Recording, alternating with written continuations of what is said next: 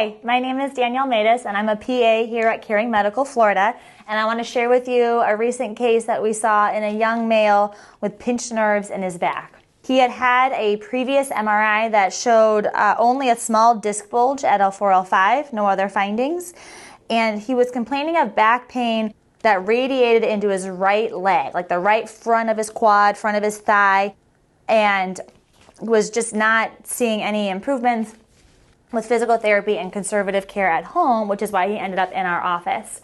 When I talk about neuroforaminal narrowing, when I say those words, what I mean is that this tunnel, like this space right here where the nerves come out of our spine, that tunnel gets narrowed, and it can get narrowed by a disc bulge, right? Like here's your disc. If this is bulging, it's gonna bulge right into that canal.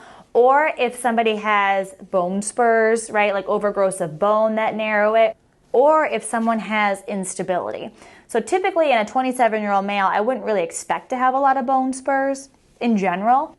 But we did a motion x-ray to help us try to evaluate several of those things. This is the patient's low back with flexion. Now, this is him bending over, and I want to just show you, look how beautiful, all these neuroforamina. These are all those tunnels. They are wide open. They look fantastic in flexion. When we play this motion part of the x-ray where the patient is moving, you're going to see that those foramina actually narrow in extension. So again, in flexion, look at them, beautiful, nice open, those look fantastic. And then as he goes into extension, now this x-ray is slowed down. The patient is not actually moving that slowly, but I slowed it down so I could show you. Look up here in this neuroforamina. You see how that gets so narrowed? We'll wait for him to get back on the screen. There you go. This one stays a little bit more, but up here, up into this more upper lumbar area, what's happening when he's moving is that his bones are actually sliding a little bit more, narrowing that canal.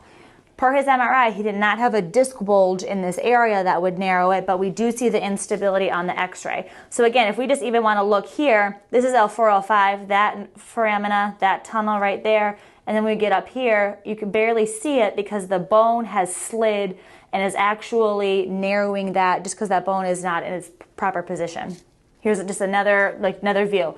Right in here, there should be this nice big tunnel, but what's happening is the bone has slid back into it and is narrowing that canal. Now, the nerve doesn't take up 100% of that tunnel, right? It might take up maybe 72%. So we can move out of the way to some degree if that tunnel gets narrowed. But obviously, as you can imagine, the more narrowed it gets, the harder it is for that nerve to move out of the way, and then it gets irritated, right? It gets pressed upon, it gets banged, smashed on, and then it becomes symptomatic. In cases like this, where there's an instability component, oftentimes what happens is the patient may say, hey, if I'm sitting, I feel better, right? Or if I'm sitting because I'm kind of in a flexed position, maybe hunched over a little bit, I feel better, which makes sense because if we go back, look how much space he has in flexion. This looks beautiful. These nerves are probably so healthy.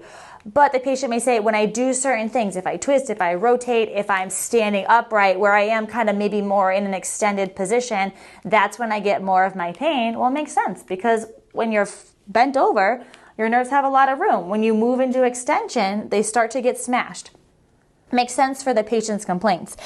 And, his pain into, like I said, the right kind of front of his thigh, if we just think about the nerve input there, it makes sense that we would see kind of more in here that he would have some nerve irritation.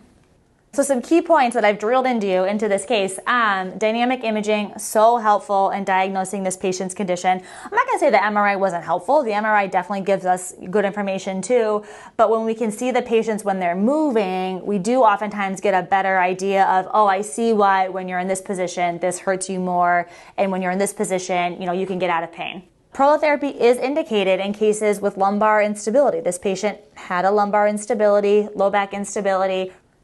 We know that dextrose prolotherapy works well to strengthen ligaments and restore stability in the spine. Like I said, the previous MRI did show the small disc bulge at L4, L5. I'm not ignoring that. That is definitely something that needs to get better. I just don't think that was the whole picture in this patient's pain.